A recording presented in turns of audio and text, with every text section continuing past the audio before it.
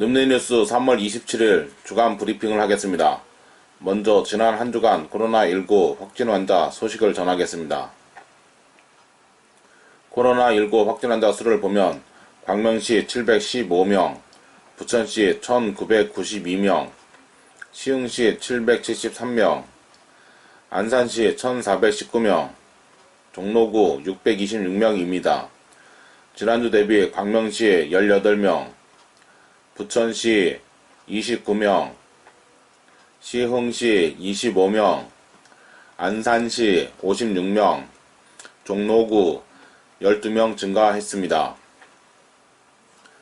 5인 이상 사적 모임 금지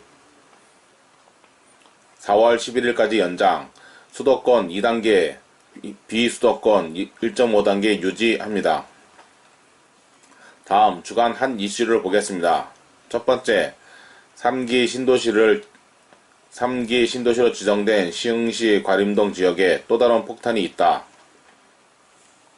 두 번째, 광명갑 임오경 국회의원 수도권 서부 스포츠산업 종합지원센터 광명 유치. 세 번째, 시흥시 신도시 그린벨트 농지 종합대응반 TF 구성. 다음 외신 소식을 보겠습니다. 태어나기 전 엄마 자궁 속 일까지 모두 기억하는 32세 호주 여성. 자세한 내용을 보겠습니다.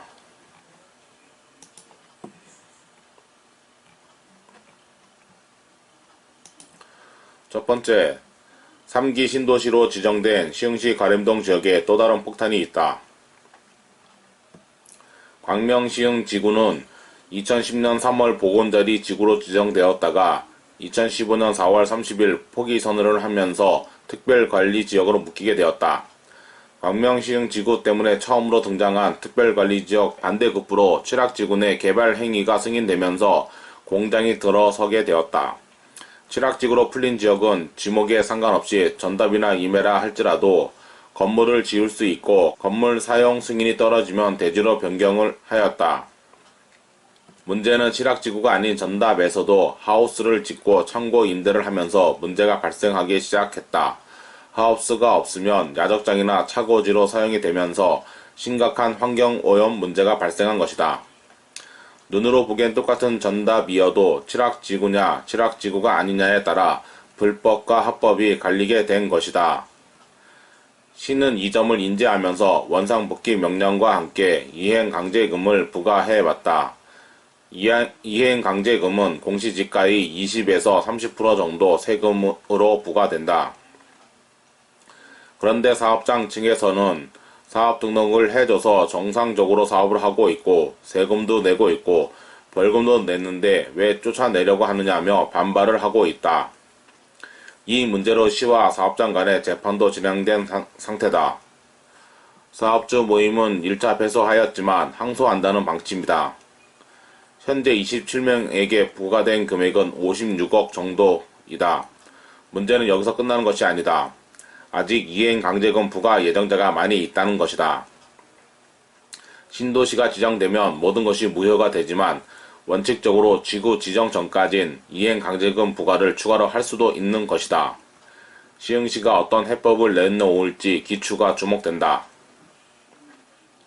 두 번째, 광명갑 임오경 국회의원 수도권 서부 스포츠산업 종합지원센터 광명 유치. 더불어민주당 임오경 의원이 수도권 서부 스포츠산업 종합지원센터를 광명 스피돔에 유치했다고 24일 밝혔다.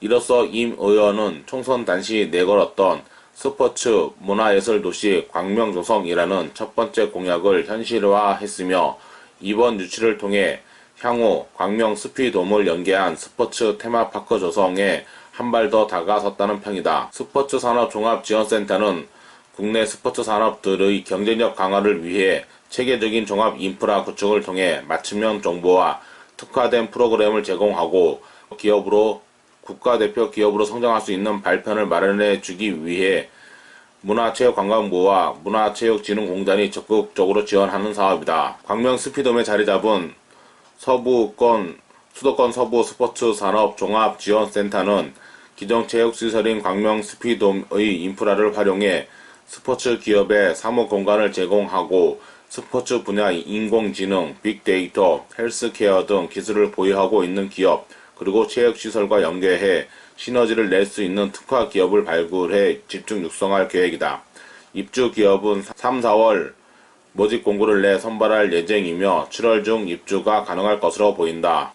임 의원은 그동안 서울과 지리적 접근성이 발달한 광명 지역에 창업 수요는 높았으나 창업 지원 시설은 전무했다. 이번 수도권 서부 스포츠 산업 종합지원센터 유치로 지역 내 창업 열기를 불러일으키고 더불어 코로나19로 위기를 겪고 있는 국내 스포츠 산업이 다시 도약할 수 있는 계기가 되길 바란다고 말했다. 세 번째, 시흥시 신도시 그린벨트 농지 종합대응반 TF 구성.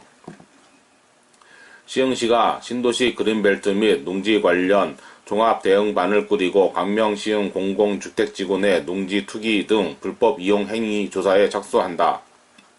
시는 이번 광명시흥 공공주택지구 3기 신도시 지정으로 부동산 재산 증식을 목적으로 한 투기 의혹이 불거지고 있는 데다 향후 무분별한 위법 행위가 예상됨에 따라 강력히 대응한다는 의지다.